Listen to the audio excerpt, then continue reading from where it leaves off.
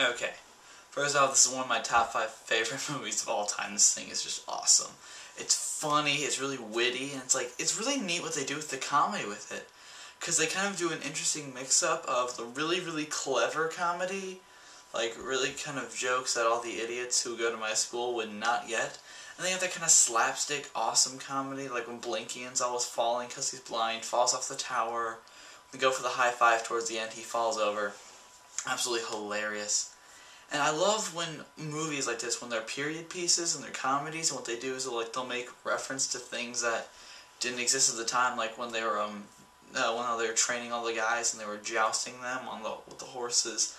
They had like the Campbell soup hat thing, and I love when the guy's mole it's all over his face. It's like the pimple I got over here. It just seems to move all the time. It sucks. But it was such a clever, funny movie. I actually remember when I first watched it, it said Mel. I didn't see Brooks anywhere. I thought it was Mel Gibson. I'm like, what? Mel Gibson playing a Jew? This doesn't make sense. But I mean, I love the King character. He's just so funny. He's such a Jerry Seinfeld Jewish person, and I think that's hilarious. And the Italian guy was awesome. The entire movie is just super well written.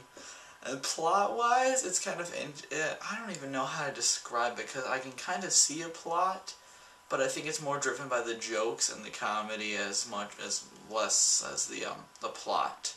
Because the plot just kind of happens. It doesn't kind of go into it, but you don't really expect that from a comedy, especially not like this.